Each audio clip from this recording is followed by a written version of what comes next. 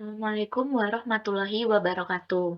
Perkenalkan, nama saya Armita Dwi Maharani dari kelas 11 RPLA Absen 4. Di sini saya akan mempresentasikan hasil dari website kasir toko online yang sudah saya buat. Pertama-tama, halaman pertama yang ditampilkan yaitu halaman form login. Apabila user belum memiliki akun, user bisa langsung ke register untuk mendaftar. Apabila sudah punya akun, user bisa langsung login. Di halaman pertama, user ditampilkan dashboard produknya. Nah, di samping kiri terdapat sidebar yang terdiri dari beranda, produk, dan pengguna. Di produk ini menampilkan koleksi produk yang tersedia, dan di history menampilkan history transaksi dari user. Misalkan di produk, user ingin membeli produk. Misalkan kita beli pattern kit shirt. Kita beli 2 ya, kita order. Langsung terbarui di halaman history. Nah, di halaman history ini juga tersimpan di MongoDB-nya. Ini tadi transaksinya. Kita kan tadi beli 2 kan, nah satunya 100.000, jadi totalnya 200.000. Itu untuk yang user. Dan di user ini kita bisa langsung generate PDF, diklik aja. Ini kita buka generate-nya. Nah, ini sudah tergenerate. Kita kembali lagi. Nah, ini user. User bisa kembali lagi. Sekarang kita ganti ke admin ya. Kita logout dulu. Nah, kalau di admin, kita pakai akun admin nih, guys.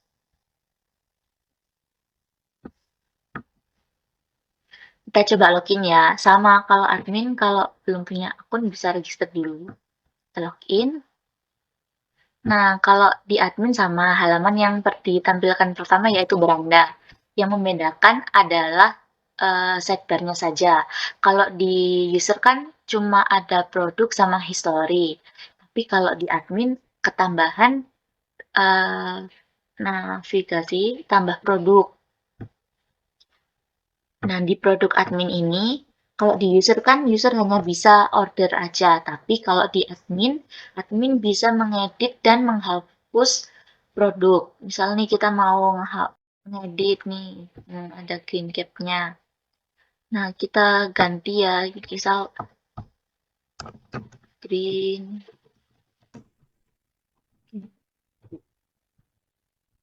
Ini edit, nah kan terperbarui. Apabila kita menghapus satu produk, tinggal kita hapus aja, hapus. Kalau misal mau nambahin, ditambah produk. Ditambah produk ini misal kita nambah ya 100.000, terus stoknya misalkan 20, terus kita pilih fotonya.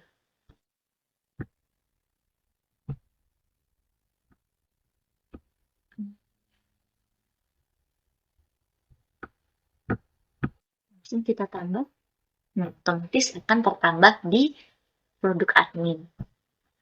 Kalau di history admin ini menampilkan semua history transaksi user. Jadi admin di sini bisa melihat semua transaksi user. Dan di sini pun admin juga bisa lihat detailnya. Ini ada tanggalnya, nama pembelinya siapa, terus produknya apa, jumlahnya berapa, harga persatuannya berapa, dan jumlah total pembeliannya. Kita logout ya, logout sudah selesai. Langsung habis ini kita lihat penjelasan kodenya ya. Nah, sekarang kita lanjut ke kodenya. Pertama-tama, untuk memulai instalasi, kita membuat folder dulu. Di sini kita membuat folder kasir project. Pada saat sudah membuat folder kasir project, kita ke terminal.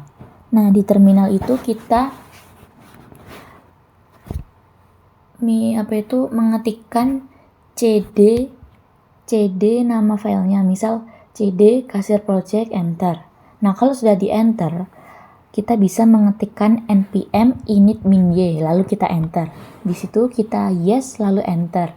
Otomatis akan menambahkan node modul sama package log.json sama package JSON. Lalu kita install npm install mongoose express.env nodemon. Kalau sudah install, kita langsung membuat file index.js. Dan sebelum itu, kita bisa menambahkan di file env yaitu URL-nya MongoDB dan port localhost HTTP yang kita gunakan. Nah, di URL MongoDB ini yang di belakang ini kita bisa ganti nama. Di sini itu untuk nama database-nya. Jadi kita terserah mau ganti namanya apa saja bisa. Kalau sudah, kita ke index.js. Kan sudah bikin file index.js kan. Di index.js ini fungsinya itu untuk menghubungkan MongoDB, terus mengatur middleware, dan menggunakan atau menjalankan routes yang sudah dipanggil. Kita nambahkan ini const express, const app, connect db, session. Sebelum itu kita membuat file db.js ini untuk mengoneksikan ke MongoDB. Nah, biasanya kan di terminal itu kan misalkan nih new terminal, kita npm run dev lalu enter. Di sini kan ada kan MongoDB connected. Nah, ini dapat dari sini. Gunanya untuk apa? Gunanya untuk mengetahui apakah MongoDB ini tersambung dengan kode kita atau tidak atau enggak, atau ada error, atau misalkan program bisa jalan atau tidak. Begitu. Selanjutnya kita ke model JS-nya. Nah, di model JS ini kita menyimpan dokumen MongoDB-nya atau database-nya. Nah, kita gimana cara menyimpannya? Yang pertama kita harus punya relasi tabelnya dulu. Di sini kita ada tabel pelanggan, penjualan, produk, dan detail penjualan. Contohnya nih di tabel detail penjualan. Ini aja deh, user dulu. Di tabel user. Nah, di tabel user ini ada apa aja? Contohnya ada nama, alamat, telepon, akun yang terdiri dari username, password, dan juga role. Terus ada produk model JS. Ini untuk menyimpan produk yang akan ditampilkan di websitenya. Ada foto, nama, harga, dan stok. Kemudian ada penjualan. Nah, di penjualan ini kita menampilkan tanggal, total, dan pelanggan ID. Pelanggan ID-nya ini kita ngambil ID dari user ya. Di sini kan usernya ada pelanggan ID. Ini ada pengguna. Ambil dari user. Nah, penjualan. Di sini kita simpan sebagai pelanggan ID. Nah, ini dari user. Terus di detail penjualan ini menampilkan detail penjualan yang ada di admin, yang terdiri dari subtotal, jumlah, produk ID, dan penjualan ID. Penjualan ID dan produk ID ini kita ngambil langsung dari database yang ada di sini. Kalau sudah di model JS, kita bisa langsung membuat file controller. Nah, file controller ini berfungsi untuk menyimpan fungsi yang akan digunakan di program ini. Misalnya nih di out controller. Di sini menyimpan fungsi login, register, dan juga logout. Misal di sini register, user, semua datanya disimpan di sini apabila user register. Lalu ada login juga. Ini misalkan di login kan ada button login. Nah, apabila admin itu nanti kalau diklik itu langsung ke beranda, begitu juga user ke beranda juga. Jadi baik admin maupun user kalau klik login langsung diarahkan ke halaman beranda. Terus ini logout untuk user ingin logout dari websitenya. Lalu ada produk controller. Nah, di produk controller ini digunakan untuk menyimpan fungsi yang ada di produk. Misal nih, ada get daftar produk. Get daftar produk ini untuk menampilkan produk yang ada di admin. Terus kalau get tambah produk untuk admin agar bisa mengedit. Jadi sebelum kita membuat controller itu, kita bisa menambahkan file if. Sebelum membuat controller, kita bisa membuat folder views. Di folder views ini digunakan untuk menyimpan kode HTML-nya. Di sini front end-nya kami pakai EJS dan juga CSS murni. Terus kalau back end-nya pakai Express.js. Nah, di sini ada file login dan register. Nah, login register ini untuk membuat form loginnya yang kayak tadi kan di awal masuk websitenya kan ada halaman formnya. Nah, di situ kita membuat tampilannya yang menggunakan EJS ini. Terus kita ke controller produk ya. Di controller produk ini kan ada get tambah produk. Nah, di get tambah produk ini rendernya memanggil dari form tambah produk. Ini tuh dipanggil agar fungsinya ini di sini kan di form tambah produk EJS ini kan untuk front end-nya ya, untuk HTML-nya. Terus kita masukkan di sini agar fungsinya itu bisa langsung berjalan di kode HTML yang sudah kita buat tadi, yang form login tadi. Form tambah produknya. Terus di sini ada fungsi tambah produk. Nah, apa sih bedanya sama get tambah produk? Kalau get tambah produk itu untuk menampilkan halaman form tambah produk EJS. Kalau tambah produk ini untuk membuat fungsi untuk agar form tambah produk tersebut bisa digunakan seperti bisa menambah foto, nambah nama, harga, ataupun stok. Lalu di sini ada get edit produk. Get edit produk juga sama. Di sini ada form edit produk EJS dipanggil dulu untuk ditampilkan. Lalu edit produknya, di sini ada edit produk digunakan untuk menyimpan fungsi yang bisa dijalankan. Kalau get yang ada getnya itu untuk menampilkan, kalau yang langsung ke misalkan nih edit produk ini untuk yang bisa langsung mengolah fungsinya gitu. Jadi bisa langsung nambah-nambah adminnya. Terus delete produk. Delete produk ini untuk fungsi menghapus produk. Selanjutnya kita ke penjualan controller. Jadi setiap kali kita membuat controller itu jangan lupa untuk memasukkan model-modelnya karena kita mengambil data dari model yang sudah tersedia. Sini pertama kita ada fungsi penjualan produk. Di fungsi penjualan produk ini digunakan untuk order produk. Jadi fungsi user untuk mengorder produk ada di sini. Terus di sini ada get daftar penjualan. Get daftar penjualan ini sama untuk menampilkan daftar penjualan. Misal transaksinya berapa, yang tadi yang di history. Nah, itu diambil dari get daftar penjualan ini untuk menampilkan. Di sini kita sudah buat nih EJS-nya. Kalau di sini get daftar penjualan menampilkan get daftar penjualan untuk admin. Terus kalau di sini yang get daftar penjualan pribadi untuk menampilkan di halaman user.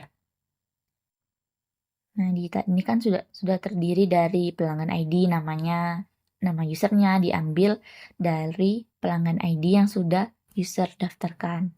Kan kalau user daftar otomatis langsung ada ID-nya. Terus ada nama produk yang user beli apa aja.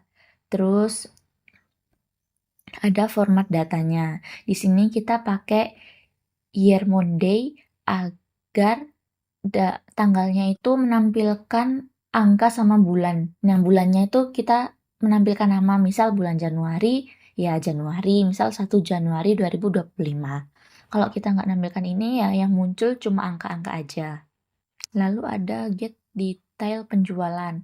Kalau get detail penjualan ini yang bisa akses hanya admin saja. Get menampilkan detail penjualan user secara rinci, tapi yang bisa mengakses hanya admin. Nih, get detail penjualan. Di sini kita sudah membuat HTML-nya melalui EJS. Ini sudah kita panggil fungsi-fungsinya. Terus di sini ada controller generate laporan. Di generate laporan ini fungsinya untuk cetak laporan PDF sama Excel-nya. Untuk menjalankan fungsi PDF ini kita harus download npm dulu, download package-nya di terminal. Kalau PDF di sini saya menggunakan package PDF Creator Node. Terus kalau Excel-nya saya menggunakan npm install excel.js. Di sini kan ada dua macam, kan ada generate PDF dan generate Excel. Kalau generate PDF itu untuk mengunduh laporan PDF. Di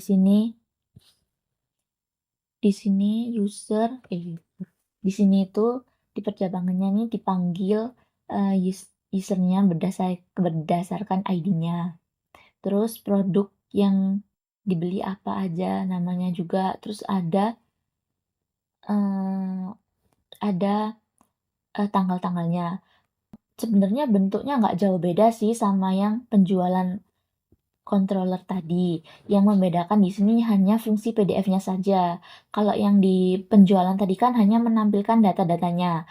Kalau yang di generate PDF itu kita menampilkan datanya tapi dalam bentuk PDF. Jadi user bisa langsung mendownload PDF-nya. User maupun admin bisa langsung mendownload PDF-nya. Begitu juga yang Excel. Terus di sini kita ada middleware. Di sini kita kan ada check session. Nah, di middleware check session ini digunakan untuk mengecek apakah login penggunanya itu sudah sesuai atau belum. Mengecek dan memproses login registernya. Terus kalau di middleware upload image ini jadi kan tadi kan ada fitur admin menambahkan produk. Nah, di produk tersebut kan ada fotonya. Ini tuh diproses di middleware upload image.js. Diproses di sini jadi upload fotonya. Terus kita ke routes. Di routes kita ada outroutes.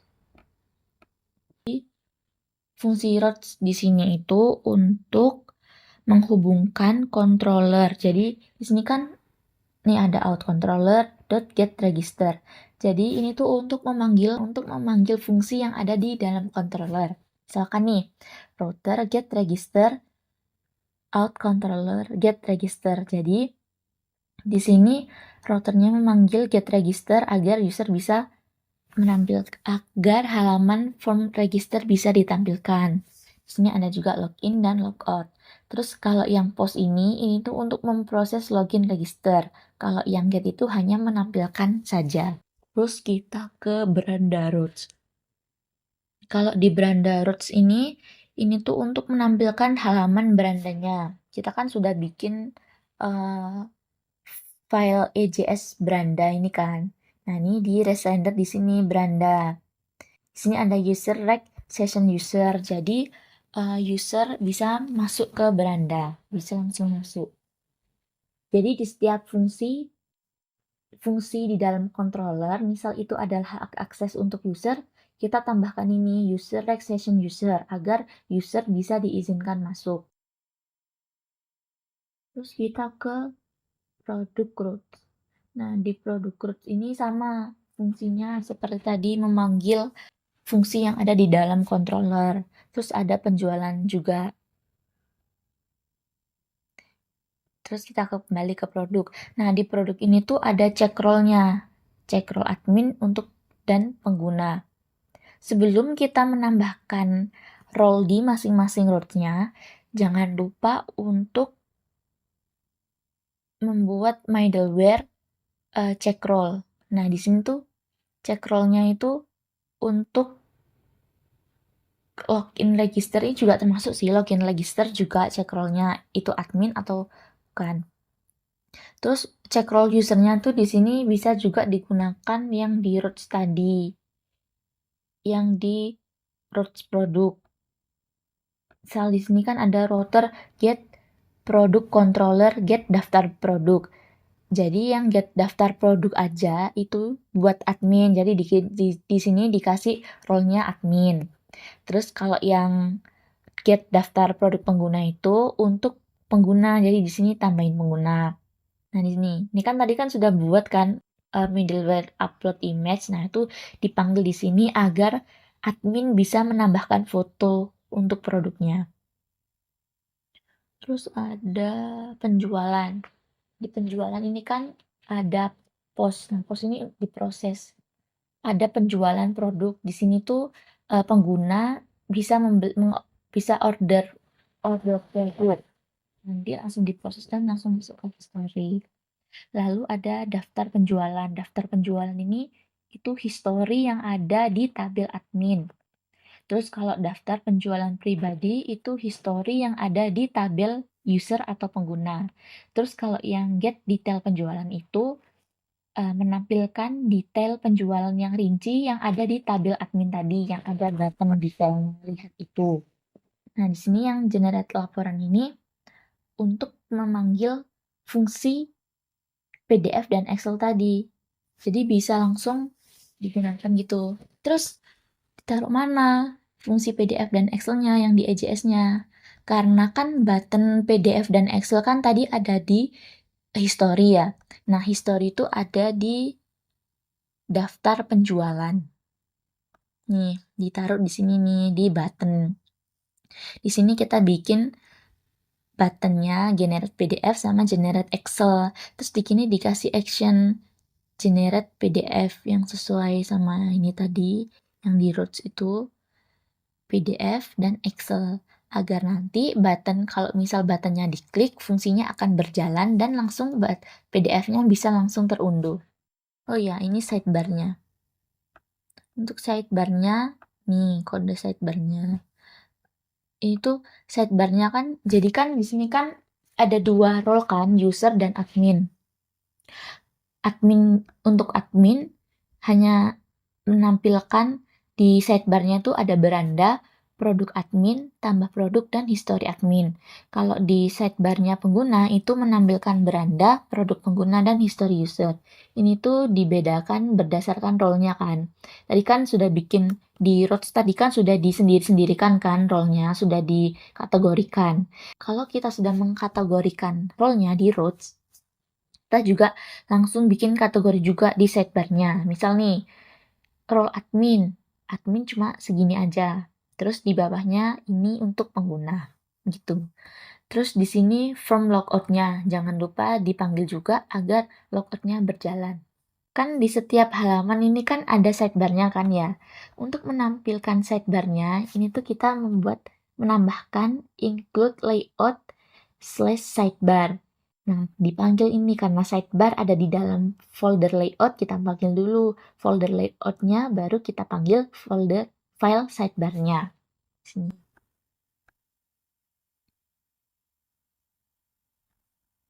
Oh iya, yang PDF tadi kan hanya fungsinya ya yang sudah dijelaskan. Nah, kalau HTML-nya kita ini untuk mendesain tampilan PDF-nya kita menggunakan CSS dan HTML table. Di sini kita pakai format HBS karena awalnya itu kan pakai HTML tapi blok di sini tuh nggak kepanggil. Terus ternyata harus menggunakan HBS agar terpanggil atau handle apa sih? Handlebar. Ya, handlebar. Jadi kita kalau mau ini awalnya, kalau sebenarnya bisa sih. Awalnya itu kan pakai format HTML ya. Awalnya kan ini kan pakai format HTML ya. Tapi itu bloknya tuh nggak kepanggil kalau pakai format HTML. Terus dicoba, terus kemarin saya coba download extension untuk handlebar yang ada logo kumisnya itu. Itu udah saya instalasi tapi tetap nggak bisa, nggak keluar warnanya alias nggak berjalan. Terus ternyata ada opsi lain yaitu mengubah formatnya dari HTML ke HBS atau handlebars agar berjalan. Nah, jangan lupa kalau kita sudah mengganti formatnya menjadi HBS di controller generate laporannya ini, di sini itu diganti .hbs juga agar formatnya sesuai. Terus ini CSS-nya. Ini CSS-nya. Kita pakai CSS murni. Nah, di awal ini kan di login ini kan ada 2 role kan. Ada user dan admin. Apabila kita pengen login ke admin, sebagai admin, kita kan perlu registrasi dulu sebagai admin. Nah, untuk registrasinya itu ada di out controller di sini. Nah, di sini kan pengguna kan. Kalau di sini kan ada pengguna. Misalkan kita mau login sebagai admin, itu kan misal belum punya akun, kita kan harus register dulu. Kita harus ganti admin, baru kita bisa register dan login. Terus kalau kita sudah register dan login sebagai admin, jangan lupa role yang di sini diganti ke pengguna, agar bisa login sebagai pengguna lagi. Tapi meskipun kita sudah login sebagai pengguna atau admin, kalau kita sudah punya akun admin dan akun pengguna, kita juga tetap bisa masuk kok. Jadi nggak usah perlu diganti-ganti aja, cukup sekali aja gantinya. Mungkin itu aja ya, sudah saya jelaskan tadi kode-kodenya, juga alur websitenya. Jadi terima kasih banyak. Mohon maaf apabila ada kekurangan ataupun salah kata dalam penyampaian saya. Terima kasih. Wassalamualaikum warahmatullahi wabarakatuh.